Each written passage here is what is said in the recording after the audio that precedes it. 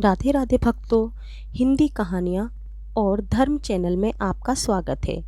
गणेश जी की कथा। एक बार गणेश जी महाराज एक सेठ जी के खेत में से जा रहे थे। उन्होंने 12 दाने अनाज के तोड़ लिए।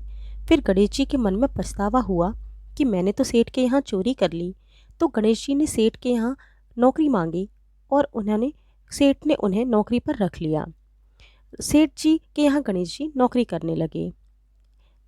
एक दिन गणेश जी ने देखा कि सेठानी राख से हाथ धो रही है, तो गणेश जी ने सेठानी के हाथ पकड़कर मिट्टी से धुलवा दिए।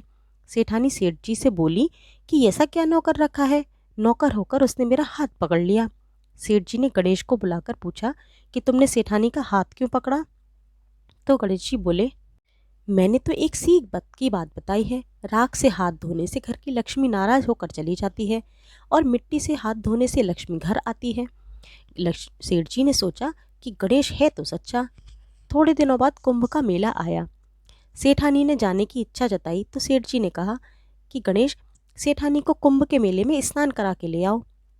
सेठानी कुंभ के मेले में नदी के किनारे, गंगा नदी के किनारे बैठकर नहाने लगी।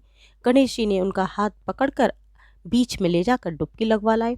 घर आकर सेठानी ने सेठ से कहा कि गणेश ने तो मेरी इज्जत बिल्कुल भी नहीं रखी और पूरे मेले के सामने इतने लोगों के बीच में घसीट कर मुझे आगे पानी में ले गए और बीच नदी में जाकर डुबकी लगवाई।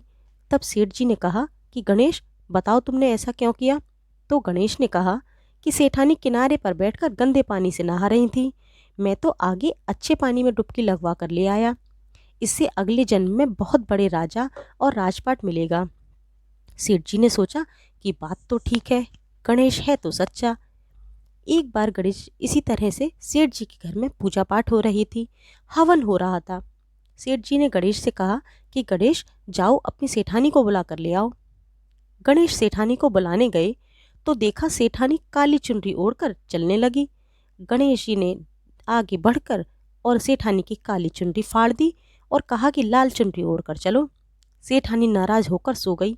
सेठ जी ने आकर पूछा कि क्या बात है। तो सेठानी ने बोला कि गणेश ने मेरी चुनरी फाड़ दी।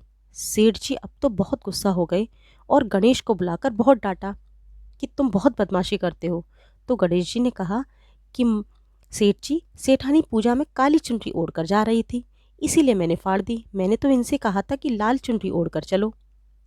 काला वस्त्र पहनने से कोई भी शुभ काम सफल नहीं होता। तो सेठ जी ने सोचा कि गणेश है तो सच्चा और समझदार भी। एक दिन सेठ जी पूजा करने लगे तो पंडित जी ने कहा कि अरे, मैं तो गणेश की मूर्ति लाना भूल गया, तो अब क्या करें। गणेश जी ने बोला कि अरे, तो मुझे ही मूर्ति बनाकर विराजमान कर लो, आपके सारे काम सफल हो जाएंगे। यह सुनकर सेठ जी को और भी अधिक गुस्सा आ गया और बोले, अब तक तो तुम सेठानी से ही मजाक करते थे, अब मुझसे भी करने लगे। तो गणेश ने कहा कि नहीं, मैं मजाक नहीं कर रहा हूँ, मैं तो सच बात कह रहा हूँ। इतने में गणेश जी ने अपना स्वयं का रूप धारण कर लिया और अपने असली रूप में आ गए और मंदिर में जाकर विराजमान हो गए। और सेठ जी और सेठानी जी ने गणेश जी की पूजा की। पूजा खत्म होते ही गणेश जी अंतर्ध्यान हो गए।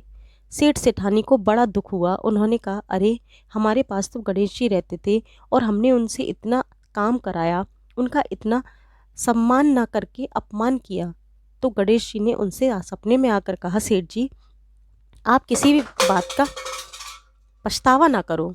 मैंने आपके खेत में से 12 दाने अनाज के तोड़ लिए थे, उसी का दोष उतारने के लिए मैंने आपके यहाँ नौकरी की थी और मैं हमेशा आपकी रक्षा करूँगा।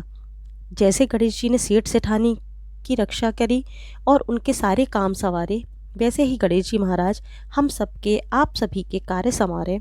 जय श्री गणेश। हमारे चैनल को लाइक, शेयर और सब्सक्राइब अवश्य करें। धन्यवाद।